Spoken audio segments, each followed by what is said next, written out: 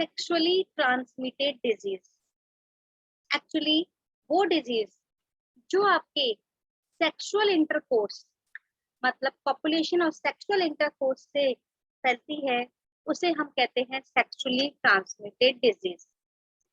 जैसे आपने सुना होगा AIDS, hepatitis, genital herpes, syphilis, gonorrhoea, ये सब आपके सेक्सुअली ट्रांसमिटेड डिजीज हैं जो आपके सेक्सुअल इंटरकोर्स से फैलती हैं। तो ये आपके एसटीडी भी कहलाती हैं, एसटीडी, सेक्सुअली ट्रांसमिटेड डिजीज। तो इनको फैलने से हम कैसे रोक सकते हैं, क्या प्रिकॉशन लें कि ये आपके ना फैलें? क्या प्रिकॉशन या प्रिवेंशन? तो ये प्रिवेंशन क्या ले सकते हैं? सबसे पहले कि आपके अननोन पार्टनर से सेक्स अवॉइड करना चाहिए। मतलब अननोन पार्टनर या फिर मल्टीपल पार्टनर, इन सबसे सेक्स अवॉइड करना चाहिए, जो हमारी सेक्सुअली ट्रांसमिटेड डिजीज को रोक सकता है। अब अननोन पार्टनर से मतलब क्या होता है? लोग, जैसे हम आपको कहें कि कॉल गर्ल्स या कॉल बॉयज, ये आपके अननोन पार्टनर हैं और ये मल्टीपल पार्टनर होते हैं, एक के रिलेशन कईयों से होते हैं, तो उनसे रिलेशन रखने पर, उनके संग इंटरकोर्स करने पर ये डिजीज ज्यादा फैलती है। तो हमेशा आपके अननोन पार्टनर और मल्टीपल पार्टनर को अवॉइड करना चाहिए सेक्सुअली ट्रांसमिटेड डिजीज को रोकने के लिए।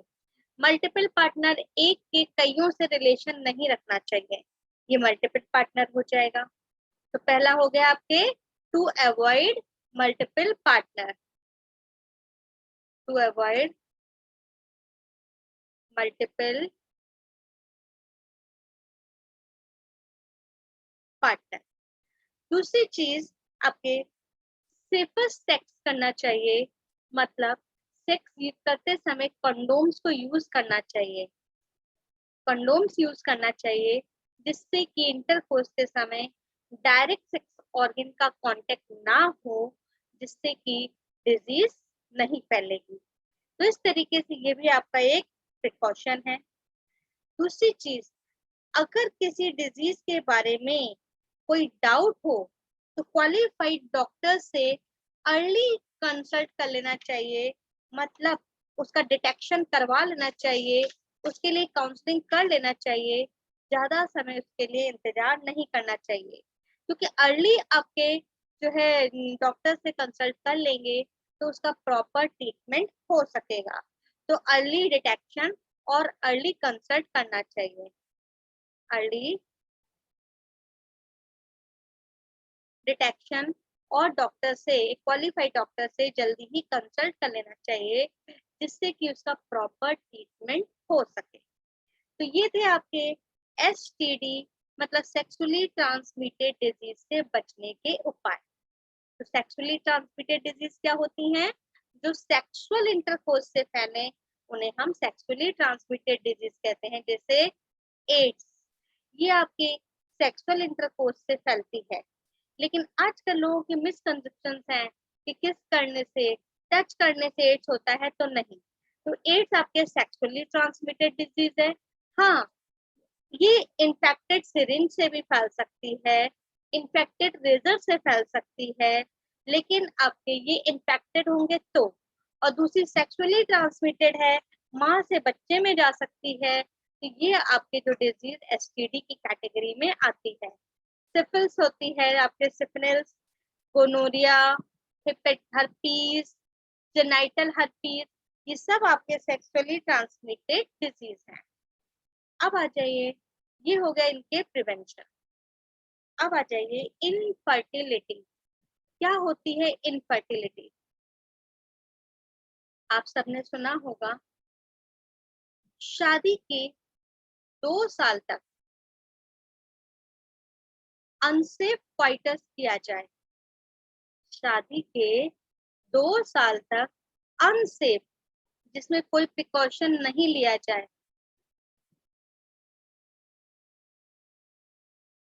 तो 2 साल तक आपके 2 years अनसेफ कॉइटस किया जाए, उसके बाद भी प्रेगनेंसी नहीं आ रही है, तो इसके मतलब हम उसे इनफर्टिलिटी कह सकते हैं। अनसेफ कॉइटस से मतलब है कोई भी प्रिकॉशन यूज नहीं किया जाए, ना तो बैरियर मेथड, ना ही आपके natural abstinence method, natural process, कुछ भी यूज नहीं किया जाए। उसके बाद भी अगर शादी के 2 साल तक अनसेफ कॉइटस करने के बावजूद भी प्रेगनेंसी नहीं आए, तो ये आपके इनफर्टिलिटी का कैरेक्टर हो सकता है। तो इनफर्टिलिटी आपके कई कारणों से हो सकती है। कॉन्जाइटल डिजीज मतलब छूत की बीमारी से भी हो सकती है, इकोलॉजिकल फैक्टर के कारण भी हो सकती है। तो ये क्या कहलाएगी? इनफर्टिलिटी। अब आजकल इनफर्टिलिटी का ट्रीटमेंट क्या हो रहा है? अगर किसी में इनफर्टिलिटी है, इनफर्टिलिटी किसी में भी हो सकती है, हस्बैंड या वाइफ दोनों में से किसी में भी हो सकती है। जैसे मैंने पहले भी आपको बताया था कि पता है कि मेन का सीमेन तो आ रहा है, लेकिन फिर भी प्रेगनेंसी नहीं आ रही है, और फीमेल में कोई भी डिसऑर्डर नहीं है, तो मेल में आपके कमी हो सकती है कि स्पर्म की मोटाइलिटी ना हो या स्पर्म के काउंट कम हो, तो ये भी आपके मेल में इनफर्टिलिटी के रीजन हो सकते हैं। और ये सब रीजन होने के कारण अगर प्रेगनेंसी कंसीव नहीं हो रही है, तो उसके लिए कौन कौन से प्रोसेस हैं जो आपके प्रेगनेंसी को ला सकते हैं? तो पहला है आपके test tube baby. Test tube baby आप लोग ने सुना होगा। टेस्ट ट्यूब बेबी जो है आपके इनफर्टिलिटी का एक मेन उपाय है, जिससे जो है आपके कपल को ऑफस्प्रिंग मिल सकता है। तो टेस्ट ट्यूब बेबी में क्या करते हैं? इसमें जो प्रोसेस है, नेचुरल फर्टिलाइजेशन नहीं होता अगर, तो आर्टिफिशियल फर्टिलाइजेशन कराया जाता है। इस मेथड में इन विट्रो मतलब आर्टिफिशियल मीडियम में मेल और फीमेल के गैमीट के बीच में फर्टिलाइजेशन कराया जाता है। Artificial medium, in vitro medium में, तो उससे जो बच्चा बनेगा उसे कहते हैं टेस्ट ट्यूब बेबी। तो इसके लिए क्या करते हैं? फीमेल के ओवा को बाहर निकालेंगे, डॉक्टर, क्वालिफाइड डॉक्टर। जब फीमेल के अंदर ओवा डेवलप हो जाएगा तो वो उसे बाहर निकालेगा। दूसरी चीज, डोनर मेल का स्पर्म बाहर निकालेगा। डोनर मेल का स्पर्म जो है कलेक्ट करेगा टिश्यू कल्चर में, कल्चर मीडियम में। टिश्यू कल्चर या कल्चर मीडियम आर्टिफिशियल मीडियम है, जिसमें हम ये आपके फर्टिलाइजेशन करा सकते हैं, न्यू आपके सेल को जो है लिविंग फॉर्म में रख सकते हैं, फर्टिलाइज करा सकते हैं, ग्रो करा सकते हैं। तो वो कहलाता है आपके टिश्यू कल्चर या कल्चर मीडियम। Culture medium. तो क्या करा हमने कि doctor, qualified doctor, donor female, husband wife में जो वाइफ का जो है ओवा बाहर निकाल लेगी। जब उसका ओवा डेवलप हो जाएगा तो उसे ओवा निकाल लेगी और मेल के स्पर्म को निकाल लेगी। तो इस तरीके से दोनों को कल्चर मीडियम में रखेगी, और कल्चर मीडियम में रखने पर वहां पे दोनों का फर्टिलाइजेशन होगा और जाइगोट बन जाएगा। तो इस तरीके से आर्टिफिशियल मीडियम में जाइगोट बनाया। फिर इस जाइगोट में क्लीवेज भी आर्टिफिशियल मीडियम में ही कराएंगे। इसमें क्लीवेज मतलब सेल डिवीजन भी आर्टिफिशियल मीडियम में ही कराएंगे, और ये क्लीवेज लगभग 16 से 32 सेल तक कराते हैं। अगर 8 सेल तक कराएं क्लीवेज, अगर 8 सेल तक कराएं, तो फिर इस एम्ब्रियो के उस मदर के फेलोपियन ट्यूब में ट्रांसफर कर देंगे। अगर पहले जाइगोट बन गया, फिर उसमें क्लीवेज कराएंगे। क्लीवेज अगर 8 सेल तक ही कराते हैं, तो 8 सेल तक कराने पर इस एम्ब्रियो को फीमेल के फेलोपियन ट्यूब में ट्रांसफर कर देते हैं, तो इसे कहते हैं इंट्रा फेलोपियन ट्रांसफर। ये क्या कहलाएगा? इंट्रा फेलोपियन ट्रांसफर, या फिर जाइगोट इंट्रा फेलोपियन ट्रांसफर भी कर देते हैं। किसी किसी केस में सीधे जाइगोट को ही फेलोपियन ट्यूब में ट्रांसफर कर देते हैं। तो सीधे अगर जाइगोट को फेलोपियन ट्यूब में ट्रांसफर करेंगे तो जाइगोट इंट्रा फेलोपियन ट्रांसफर कहलाएगा, gift, ZIFT, zygote intra fallopian transfer. और अगर क्लीवेज कराया है और 8 सेल तक ही कराएं तो भी उसे फेलोपियन ट्यूब में ट्रांसफर करेंगे। और अगर 8 से ज्यादा सेल तक कराते हैं, 16 से 32 सेल तक कराते हैं, तो ये आपके फिर इसको 16 से 32 सेल वाले एम्ब्रियो को यूट्रस में ट्रांसफर करते हैं। 16 से 32 सेल वाले एम्ब्रियो को कहाँ ट्रांसफर करेंगे? यूट्रस में। तो इस तरीके से ये वहां पे आपके डेवलप होगा, और जब इसका गेस्टेशन पीरियड पूरा हो जाएगा, एम्ब्रियो का डेवलपमेंट पूरा हो जाएगा, तब उसे बाहर निकाल लिया जाएगा। तो ऐसा जो बेबी प्रोड्यूस होता है उसे हम कहते हैं टेस्ट ट्यूब बेबी। क्यों? क्योंकि इसमें इन विट्रो फर्टिलाइजेशन हुआ है। फर्टिलाइजेशन बॉडी के बाहर आर्टिफिशियल मीडियम में हुआ है, और इससे जो बच्चा बनेगा फिर उसको कहेंगे टेस्ट ट्यूब बेबी। तो ये आपके जो है कपल्स के लिए एक ऑफस्प्रिंग, जो इनफर्टाइल कपल्स के लिए ऑफस्प्रिंग पाने का एक बहुत ही अच्छा प्रोसेस है। तो आप लोग ने देखा होगा आजकल हॉस्पिटलों में लिखा भी रहता है इन विट्रो फर्टिलाइजेशन या फिर टेस्ट ट्यूब बेबी की सुविधा उपलब्ध है। तो इस तरीके से ये आपके टेस्ट ट्यूब बेबी से जो बच्चा बनता है, ये आपके फर्टिलाइजेशन इसमें आर्टिफिशियल मीडियम में ही कराया जाता है। तो ये तो हो गया आपके फर्टिलाइजेशन प्रोसेस जिसमें आर्टिफिशियल मीडियम में कराया गया है। कभी कभी क्या होता है कि फर्टिलाइजेशन बॉडी के अंदर ही कराया जाता है। कभी कभी क्या होता है कि मेल का गैमीट फीमेल तक नहीं पहुंच पा रहा, फीमेल के गैमीट के पास तक नहीं पहुंच पा रहा। अगर मेल के गैमीट जो स्पर्म है वो फीमेल के गैमीट ओवा के पास नहीं पहुंच पा रहे हैं, तो उस कंडीशन में भी फर्टिलाइजेशन नहीं होगा। तो उस कंडीशन में क्या किया जाता है? गैमीट इंट्रा फेलोपियन ट्रांसफर किया जाता है। उस कंडीशन में क्या करेंगे? गैमीट इंट्रा फेलोपियन ट्रांसफर, मतलब ये आपके ओवा है फेलोपियन ट्यूब में,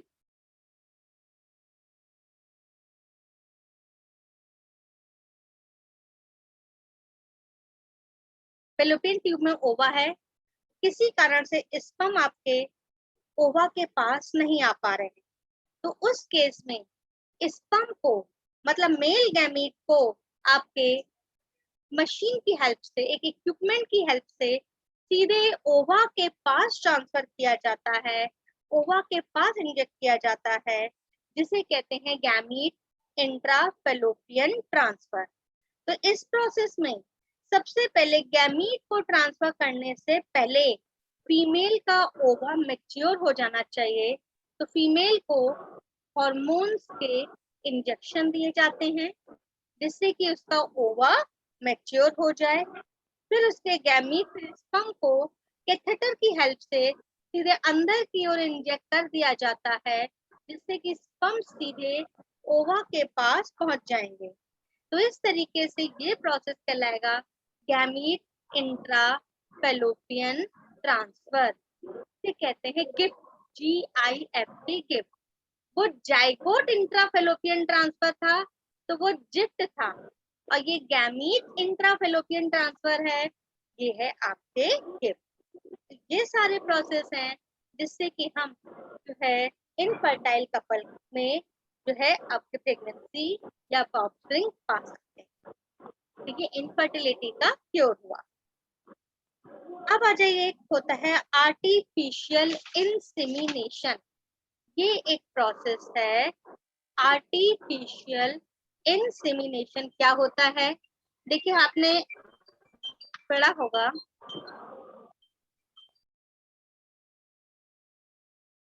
आर्टिफिशियल इंसेमिनेशन। इंसेमिनेशन का मतलब है मेल के सीमेन का फीमेल के वेजाइना में जाना ही इंसेमिनेशन कहलाता है। मेल के सीमेन का फीमेल के वेजाइना में जाना क्या कहलाएगा? इंसेमिनेशन। तो ये तो एक नेचुरल प्रोसेस होता है किस समय? पॉपुलेशन के समय, जब मेल और फीमेल के बीच में पॉपुलेशन होता है, इंटरकोर्स होता है, उस समय पेनिस से सीमेन फीमेल के वेजाइना में जाता है, तो उसे हम कहते हैं इंसेमिनेशन। लेकिन आर्टिफिशियल इंसेमिनेशन क्या है? आर्टिफिशियल इंसेमिनेशन का मतलब है आर्टिफिशियल तरीके से मेल के सीमेन को फीमेल के वेजाइना में इंजेक्ट करना। आर्टिफिशियल तरीके से बाय मैन मेन के द्वारा मेल के सीमेन को फीमेल के वेजाइना में इंजेक्ट करना, ये कहलाएगा आर्टिफिशियल इंसेमिनेशन। तो ये आपके जो है एक आर्टिफिशियल प्रोसेस है। तो इसमें इंसेमिनेशन आपके किया जाता है। कभी कभी क्या होता है कि मेल के सीमेन के स्पर्म के काउंट लो है या फिर मोटालिटी नहीं है, तो वो आपके जो है नहीं सही से इंसेमिनेट हो रहा है, नहीं सीमेन अंदर जा रहा है, तो उस कंडीशन में या फिर स्पर्म की क्वालिटी अच्छी नहीं है, तो उस कंडीशन में आर्टिफिशियल इंसेमिनेशन किया जाता है, जिसमें आपके मेल एक हेल्दी डोनर के सीमेन को कलेक्ट किया जाता है।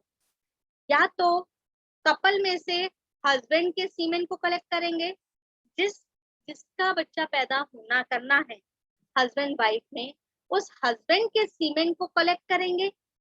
या फिर अगर उसका सीमेन एलिजिबल नहीं है, मतलब मान लीजिए सीमेन है पर उसपे स्पर्म नहीं है, स्पर्म की क्वालिटी अच्छी नहीं है, मोर्टेलिटी नहीं है, तो उस केस में किसी दूसरे हेल्दी डोनर के स्पर्म को कलेक्ट किया जाता है। उस कंडीशन में हेल्दी डोनर के सीमेन को कलेक्ट करेंगे और उस सीमेन को डायरेक्ट ही वेजाइना में, डायरेक्ट ही आपके फीमेल के वेजाइना में या वेजाइना के थ्रू यूट्रस में इंजेक्ट कर देंगे। डायरेक्ट ही फीमेल में वेजाइना के थ्रू सीधे यूट्रस में इंजेक्ट कर देंगे। तो ये प्रोसेस आर्टिफिशियली तरीके से किया जा रहा है, इसे कहते हैं आर्टिफिशियल इंसेमिनेशन। तो ये हो गया आपके आर्टिफिशियल इंसेमिनेशन। इसलिए भी आपके जो आर्टिफिशियल प्रोसेस है, जिसमें या तो उसी फीमेल के हस्बैंड के सीमेन लेंगे या फिर किसी हेल्दी डोनर के सीमेन को फीमेल में वेजाइना के थ्रू यूट्रस में इंजेक्ट कर देते हैं, तो ये कहलाएगा आर्टिफिशियल इंसेमिनेशन। वैसे इसका यूज जनरली आपके कैटल्स वगैरह में ज्यादा किया जाता है, गाय वगैरह में। जैसे कैसे? मान लीजिए कोई हेल्दी बुल है और हेल्दी बुल के मतलब कोई हेल्दी बुल है और डिफरेंट काउ है, इस बुल के सीमेन को डिफरेंट काउ में यूज कर सकते हैं आर्टिफिशियली तरीके से। जैसे एक है बुल सुल्तान, कहीं हरियाणा की साइड है, बहुत अच्छी क्वालिटी का बुल है, जिसका सीमेन आपके करोड़ों में बिकता है। मतलब सीमेन भी बिकता है, वो फाइटिंग भी करता है, उसका सीमेन भी बिकता है, और इस तरीके से उसके सीमेन को फीमेल काउ के अंदर आर्टिफिशियल इंसेमिनेशन के फॉर्म में यूज किया जाता है। जैसे इसके सीमेन को कलेक्ट किया और डिफरेंट काउ, बहुत सारी काउ हैं, और डिफरेंट काउ में थोड़ा थोड़ा सीमेन इंजेक्ट कर देंगे, तो इन सभी में एक अच्छी क्वालिटी का सीमेंट पहुंच जाएगा, तो सभी से अच्छे कैरेक्टर वाले ऑफस्प्रिंग प्रोड्यूस होंगे। तो इस तरीके से आर्टिफिशियल इंसेमिनेशन जनरली आपके कैटल्स में भी यूज किया जाता है। तो ये है। अब जैसे हम आपको बताएं, मान लीजिए कोई आपका मेल है जो बाहर के देश का है। किसी साइंटिस्ट को या किसी आपके वालों को पसंद आया, साइंटिस्ट को मेल बाहर का और फीमेल काऊ यहाँ की पसंद आई, तो ना तो मेल को बुल को यहाँ लाया जा सकता है और ना ही यहाँ की फीमेल को वहां ले जाया सकता है। तो उस समय क्या करेंगे, उस समय जो बाहर जो बुल है उसको उसका इंसिमिनेट करेंगे, मतलब उसको इजेक्यूलेट करने के लिए एक्साइट करेंगे। इजेक्यूलेट मतलब सीमेन बाहर आना, तो उसको इजेक्यूलेट करने के लिए एक्साइट करेंगे। तो जब उसका इजेक्यूलेशन हो जाएगा, सीमेन बाहर आ जाएगा, तो उसके सीमेन को प्रिजर्व करके क्रायो प्रिजर्वेशन मतलब लो टेम्परेचर पे प्रिजर्व करके उसे यहाँ लाएंगे और यहाँ पे लाके डिफरेंट काउ में उसके सीमेन को इंजेक्ट कर देते हैं। तो ये एक तरीके से आर्टिफिशियल इंसिमिनेशन कहलाता है। तो ये हो गया आपके आर्टिफिशियल इंसिमिनेशन। तो ये सारे प्रोसेस थे इनफर्टिलिटी को क्योर करने। तो यहाँ पे आपके इनफर्टिलिटी को कैसे क्योर किया गया, डिफरेंट प्रोसेस के द्वारा।